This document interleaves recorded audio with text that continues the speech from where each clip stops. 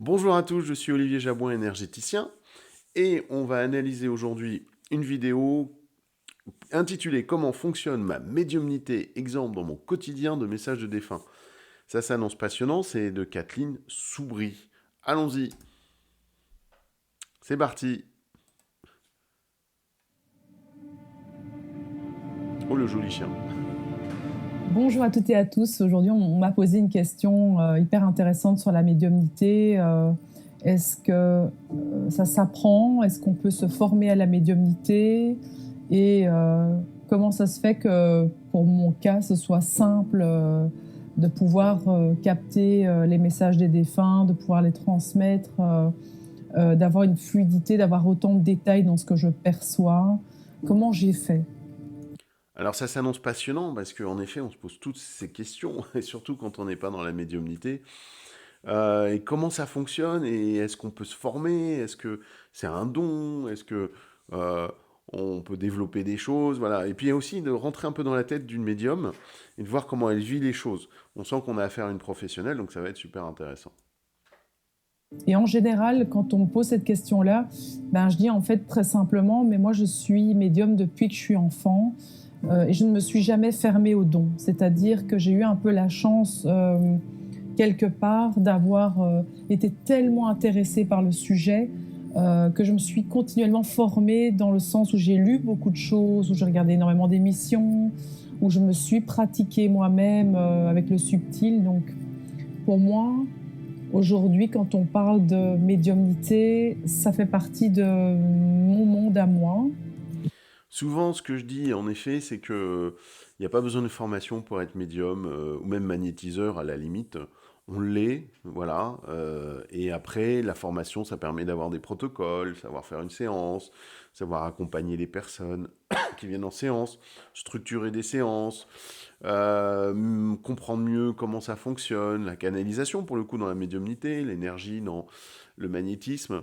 Et donc, mais en fait, on a ces capacités à la base. C'est-à-dire que je peux percevoir une partie subtile et une partie très matérielle. Et par exemple, quand j'étais enfant, j'avais déjà une facilité à parler avec le vivant, c'est-à-dire avec les arbres, avec les animaux. Je percevais les plantes aussi. J'étais toujours à pieds nus dans la nature. Moi, je me suis pas posé des questions de m'ancrer, de m'incarner. Pour moi, c'était simple et évident que j'étais à pieds nus dans la nature et que je sais que je déchargeais avec la terre. Je n'avais pas besoin de mettre des mots humains pour comprendre que je faisais certains rituels déjà, en fait, simplement. Donc moi, Voilà, c'est naturel chez elle, ce qui n'est pas le cas chez tout le monde, en particulier s'ancrer, le contact avec la nature, la relation avec son environnement. Et puis elle a parlé du subtil, hein, elle a parlé, moi j'aime bien parler du subtil en effet aussi, ou de l'invisible.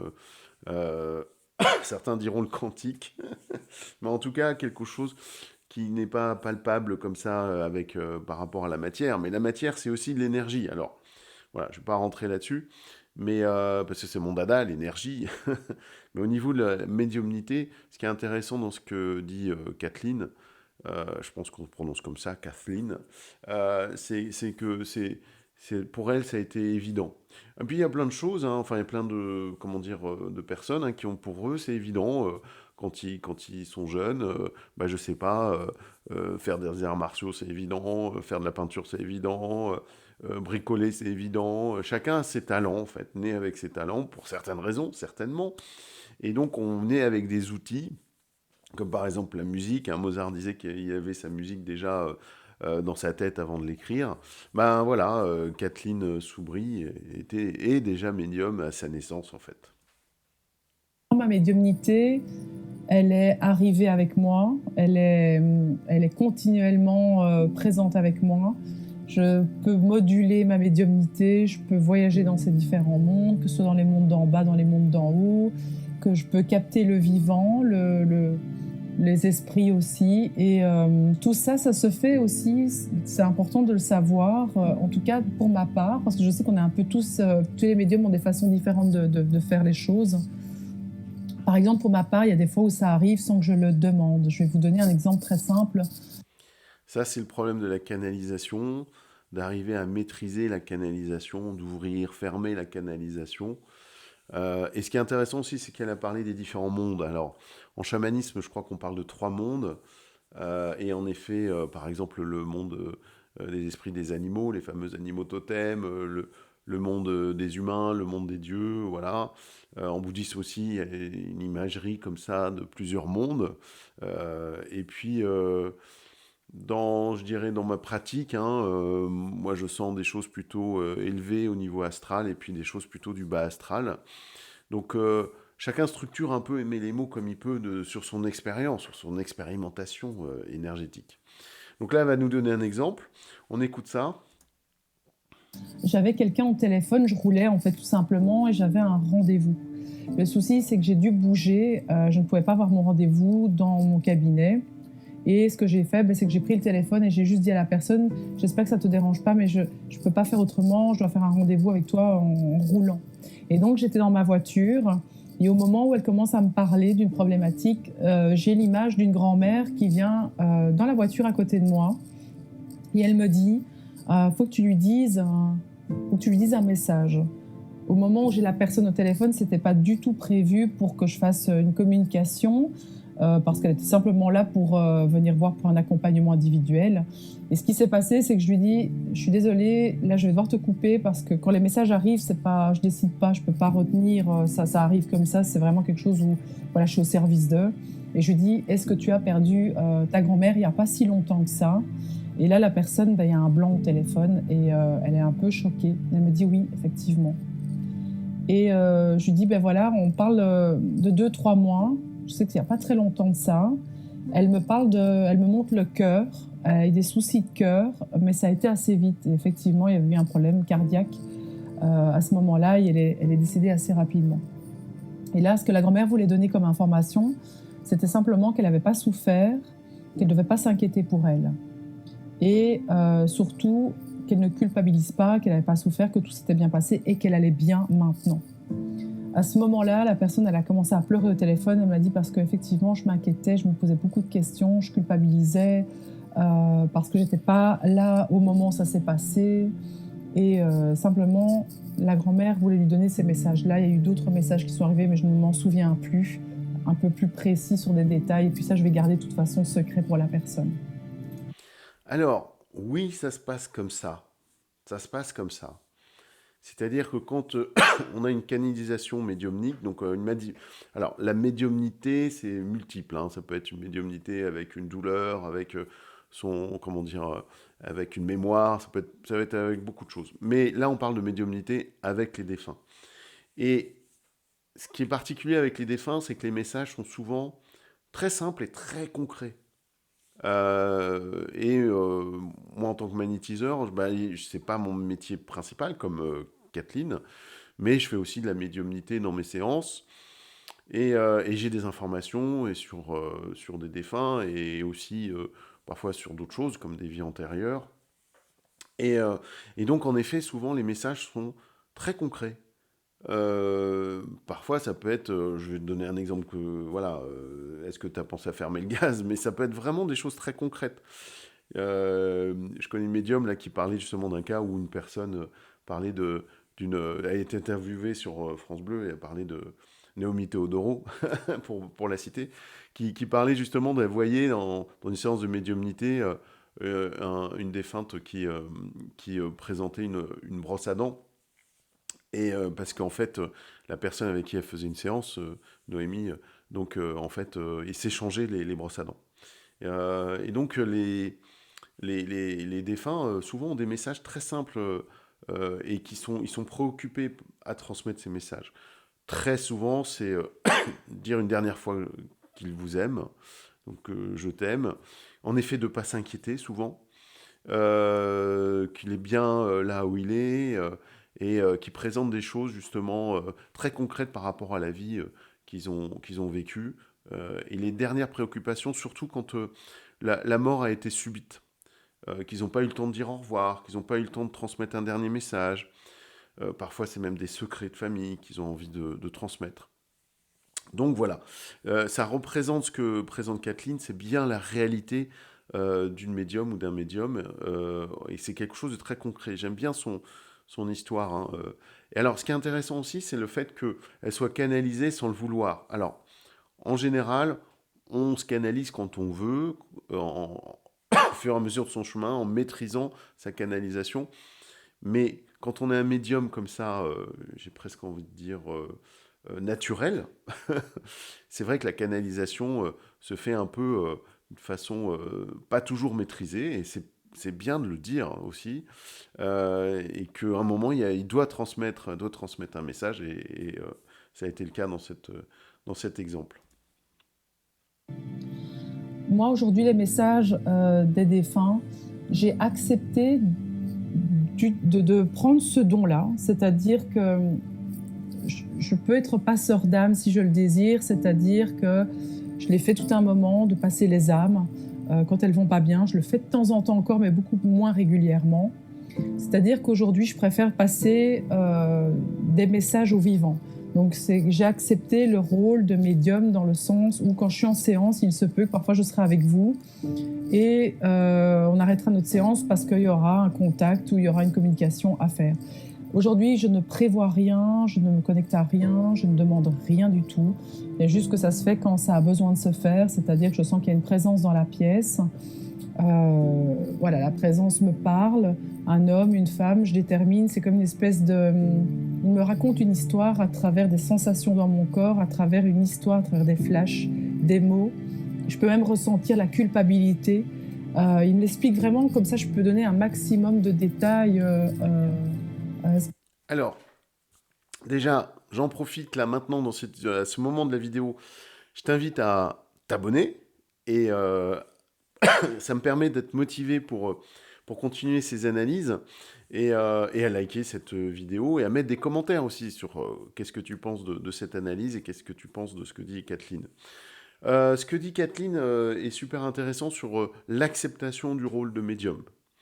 L'acceptation du rôle de magnétiseur, l'acceptation du rôle de passeur d'âme, tout ça, c'est important. C'est très important parce qu'à un moment, si on ne l'accepte pas, bah, on dit souvent que le don est retiré, que là-haut, il nous donne ce don-là, ou j'aime pas trop le mot don, mais cette capacité, ce rôle, ce travail, et que donc on nous le retire à partir du moment où on l'utilise pas, on n'accepte pas. Le libre arbitre est très important, c'est-à-dire qu'on est libre de choisir de le faire ou non. Même si c'est naturel pour soi, comme Kathleen, hein, d'être médium. Après, elle a accepté, mais on peut mettre aussi des limites à ça. Dans quel cadre, dans quelle limite, par exemple des horaires. Moi, j'aime bien mettre des horaires. Les médiums parlent souvent de ça, de dire aux messages qu'on reçoit, aux défunts avec lesquels on peut être en contact, de dire, bah voilà, là, la boutique est fermée, on ouvrira demain à telle heure. Ils peuvent venir toquer à la porte plus tôt que prévu, ou d'une façon intempestive comme là, voilà, de choisir, de dire oui, oui, on va s'occuper du message, on va s'occuper de toi, de vous, mais à certains horaires ou à certains moments, ce qui fait qu'on est moins perturbé dans la vie quotidienne. Ce qui compte aujourd'hui, ce que j'ai compris, c'est que les défunts ont besoin de délivrer ce message pour, quelque part, il y a une libération entre les deux. Il y a une libération entre le défunt qui culpabilise, qui voit tout ce qui se joue sur la terre, et il se dit mais c'est dommage qu'elle continue à penser encore à moi parce que moi je vais bien. Donc il y en a certains où c'est vraiment des beaux messages de libération pour la personne voilà, sur terre, qui a juste besoin de l'entendre. Et en général, ce qui se passe, c'est que quand je donne le message, il y a parfois des précisions, il y a des choses très, très... il me montre des images de choses, d'objets, et ça réconforte la personne aussi. Elle croit aussi en ce qui se passe. Les messages sont tellement personnels qu'il y a des mots que j'utilise qui ne sont pas les miens, qui sont clairement dans la communication des personnes, qui fait qu'en fait, la personne se sent libérée, et le défunt aussi, et elle peut, à ce moment-là, plus rapidement se détacher et faire ce qu'elle a aussi à faire.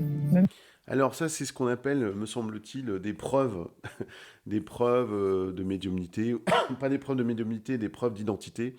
On sait que c'est vraiment cette personne-là. Donc ce qui est intéressant dans cette démarche, c'est que la médium ou le médium se teste lui-même ou teste le défunt, pour être bien sûr d'ailleurs que c'est le bon, qui s'adresse à la bonne personne, comme quoi c'est pas non plus, c'est pas du délire, quoi. C'est ça. Il y a aussi le passage d'âme dont j'ai pas parlé, dont tu as parlé, Kathleen. En effet, c'est un choix aussi, c'est un autre travail. On peut être passeur d'âme et pas médium, on peut être et médium et passeur d'âme, on peut être que médium, on peut être que passeur d'âme, on peut être magnétiseur et pas ni passeur d'âme ni médium, on peut être un peu tout ça, ce qui est un peu mon cas. C'est-à-dire qu'il y a des moments où je fais des passages d'âme, beaucoup, souvent. Médiumnité, un peu aussi, avec les défunts, et magnétisme. Et, euh, et on choisit, on accepte hein, ces rôles-là. Voilà. Même si parfois il y en a qui restent, il y en a d'autres qui bougent. C'est vraiment une libération entre les deux pour que le vivant puisse vivre ce qu'il est venu faire sur la Terre. Voilà. Oui, que le vivant puisse vivre ce qu'il est venu faire sur la Terre et que le défunt puisse vivre librement, on va dire, sa montée, ou oui, sa montée dans le tunnel de lumière. Moi, je vois ça comme un tunnel de lumière. Certains pourraient dire le paradis, ou en tout cas pour aller pouvoir se réincarner, si on croit à la réincarnation, ce qui est mon cas, se réincarner dans un nouveau corps pour continuer à expérimenter et libérer son âme. Donc aujourd'hui, ma médiumnité est quelque chose que je ne fais pas que ça non plus. Je suis beaucoup dans tout ce qui est vivant. J'aime aussi travailler dans le vivant, c'est-à-dire que je peux capter les énergies de chaque personne, ressentir où sont les blocages. On me montre comme... j'ai comme un accès à une espèce de matrice. Alors moi, comme je suis pas mal reliée au chamanisme, on me montre comme une grande toile d'araignée que je peux vraiment ouvrir. C'est un peu comme une matrice et on me montre où sont les nœuds et où il y a les fuites. Et on me parle ensuite de messages et d'histoires. Donc, c'est une énergéticienne, au sens où elle est médium, mais aussi travaille sur l'énergie des personnes. Donc, les libère énergétiquement, les harmonise, les nettoie, les harmonise énergétiquement. Là, elle utilise des techniques très particulières qui lui sont données, hein, qu'elle a canalisées. On voit bien, c'est des techniques qui lui appartiennent ou qui sont pour elle, et qui sont autour du chamanisme, et peut-être d'autres choses. En tout cas, on peut mettre le mot chamanisme dessus, hein, elle le met, mais il y a autre chose, hein, au niveau de la toile, là, il y a quelque chose qui est très très particulier. Mais vous voyez, hein, il y a bien plusieurs plans, plusieurs phases, comment dire, plusieurs outils qu'elle a à sa disposition sur son chemin pour aider les gens, parce que finalement, l'objectif, c'est d'aider son prochain. À ce moment-là, je peux raconter ce que j'entends, les mots, et en général, très rapidement, la personne, elle comprend. Moi, je ne comprends pas toujours ce que je dis, ça n'a pas d'importance. Ce qui compte, c'est que la personne en face, elle comprend de quoi je parle et ça fasse référence. Ensuite, il y a une espèce de communication entre la personne et moi, et je peux jusqu'à accéder à des blocages internes des méridiens, enfin des centres énergétiques, certains organes. On me montre comme des blocages physiques à l'intérieur du corps aussi. Ça peut être dans le corps ou vraiment autour, jusqu'à des lignées. Alors on me montre jusqu'à des lignées de maternelle ou masculin, enfin ou du masculin, où on me montre effectivement il y a des schémas qui se répètent encore et encore. Donc vous avez compris, c'est très subtil. La médiumnité, c'est vraiment être médium, c'est être un pont entre le visible et l'invisible. Ça peut autant être des messages aux vivants qu'à des personnes, voilà, aux esprits. Alors les messages, c'est vraiment quelque chose de très présent quand on pratique les soins énergétiques. Et toute la question est de se poser, d'assumer, de recevoir des messages et de les transmettre, même si on trouve ces messages un peu ridicules, absurdes et étonnants. Et en effet, même si nous, on ne comprend pas le message, on le transmet tel qu'il est, c'est-à-dire verbatim, c'est vraiment mot à mot. Si c'est lié, les messages sont souvent transmis via nos cinq sens. Donc ça peut même être des goûts, ça peut être des mots, ça peut être des sons, ça peut être en effet des images, ça peut être des mots, ça peut être des ressentis particuliers. Et les messages sont souvent un peu comme des mémoires, comme des souvenirs en fait. Et donc on transmet ça tel quel. Et généralement, ça parle à la personne, même si nous, ça ne nous parle pas en tant qu'énergéticien. On transmet à la personne. Et ce qui est important, en effet, ce que dit Kathleen, c'est ça, c'est que ça aide la personne sur son chemin. Et il y a toute une série de choses aussi dans l'invisible qui se manifestent par l'énergétique, c'est-à-dire qu'il n'y a pas que des esprits des âmes en fait, qui errent, il y a d'autres esprits aussi. Il y a parfois des esprits de la nature que je peux percevoir qui ont une autre fréquence énergétique. Ça peut être des petits esprits, des choses que nous n'avons pas l'habitude, nous, de rencontrer dans le monde visible. C'est quand même un peu un monde particulier, les élémentaux, ressentir les éléments du feu, de la terre, de l'air, de l'eau. C'est vraiment... Alors là, on est vraiment dans le chamanisme, ce qui n'est pas du tout mon domaine, ou ce qui est intéressant, elle a parlé aussi de fréquences énergétiques, de taux vibratoires peut-être, et donc de différents plans. Et en effet, il y a tout ça qui constitue le monde de l'invisible. Et chacun a son rôle. Voilà, Kathleen a son rôle hein, d'accéder à ça.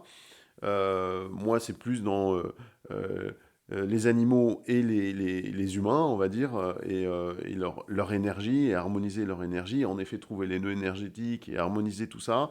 Et quand il y a des messages qui peuvent aider à l'évolution de la personne, et ben voilà, de les recevoir et de les transmettre. En particulier, on sent que c'est une autre fréquence énergétique. C'est comme quand on peut rentrer dans une pièce et qu'on sent que l'énergie est lourde. Ça n'a rien à voir avec les esprits, ni avec les âmes, ni les élémentaux. À ce moment-là, c'est plutôt une énergie qui est cristallisée dans les murs, soit parce qu'il y a eu une dispute avant, soit parce qu'il y a eu une histoire de guerre. Ça peut être un ancien hôpital de guerre où il y a eu un meurtre, où il y a eu quelque chose d'assez difficile dans cette maison. Alors là, il y a plusieurs choses. En effet, il y a les perturbations énergétiques. Donc, typique, l'exemple que donne Kathleen est excellent, c'est-à-dire les personnes qui se sont fâchées juste avant qu'on rentre dans la pièce et il y a une énergie qui est totalement perturbée. Ça, c'est un premier plan. Un deuxième plan, c'est l'histoire du lieu. Et donc, en effet, que le lieu est marqué de mémoire. Et là, on est plus, on va dire, dans le karmique ou dans les traces de perturbations énergétiques très anciennes. Et puis après, il y a tout ce qui est transgénérationnel, tout ce qui est lié aux différentes lignées. Ce dont parlait tout à l'heure Kathleen, par exemple le masculin, le féminin. Souvent, ça se situe comme ça par lignée masculine et féminine. Et donc, tout ça, c'est des ressentis en effet qu'on a quand on arrive dans une pièce, par exemple, dans un lieu. Énergétiquement, les murs sont imprégnés. Donc, il y a différents types aujourd'hui d'énergie. C'est pas juste le monde des vivants et le monde des morts. C'est assez subtil. Ça peut aller jusqu'à voir les esprits de la nature, le non-vivant. Le non-vivant, façon de parler, c'est les âmes. On voit bien que là, la recherche de la théorisation, la recherche de la structuration, de mettre des mots, de définir les plans, les différents plans, ça amène quelque chose d'assez complexe en fait. Parce que c'est un monde qui nous dépasse. On avance, on progresse, et chacun en plus a sa définition, chacun a ses mots, a son langage. Et donc définir tout ça, tous ces plans, par exemple au niveau de la nature, les élémentaux, les entités, les démons, les défunts, les âmes perdues, les âmes confuses, le bas astral, tout ça, c'est des mots qui essayent d'appréhender ce monde invisible qui est tellement complexe, tellement riche. C'est ça aussi qui est passionnant, qui est tellement riche. C'est pour ça qu'on a tous notre rôle. On a tous notre rôle, en particulier pour les énergéticiens et énergéticiennes, on a tous notre rôle et on doit délimiter notre rôle parce qu'on ne peut pas tout prendre en charge. Donc on se définit comme en effet magnétiseur, on se définit comme médium, on se définit comme passeur d'âme et parfois on fait plusieurs choses, mais on ne peut pas faire tout, ça c'est sûr, et définir tous ces plans pour qu'on arrive à se comprendre. On a chacun nos mots et notre expérience et on essaye d'avancer tous ensemble pardon, à définir ce qu'on vit et ce qui nous entoure. Comme les énergies cristallisées dans les endroits, tout ce qui se joue autour de nous. Voilà. Si ça vous intéresse, n'hésitez pas à me poser des questions. J'irai un petit peu plus loin parce que je sais que j'ai beaucoup de questions. J'ai pas beaucoup donné d'informations sur ma médiumnité parce que je ne veux pas trop aller dans des messages aux défunts et que je préfère rester dans du vivant, même si je le fais de temps en temps, parce que ça me fait plaisir et parce que je sais que c'est beau aussi de voir ça et que ça peut libérer des gens. Je vous souhaite une belle journée et à très bientôt. Au revoir. C'est un très beau partage de Kathleen Soubry. Je vais juste avancer un petit peu, voilà, magnifique aigle pour terminer. Il y avait donc vraiment les animaux, hein. Au début, il y avait un loup, me semble-t-il, et là, un magnifique aigle. Et on sent cette connexion à la nature, cette générosité. Elle n'a pas répondu à toutes les questions qu'elle a posées au début. C'est une vidéo qui est relativement assez courte, mais par contre, son expérience, on sent cette transmission d'expérience, c'est super, c'est un super partage. Donc c'est très agréable comme vidéo à regarder. Ça a été un très bon moment pour moi, j'espère pour vous aussi.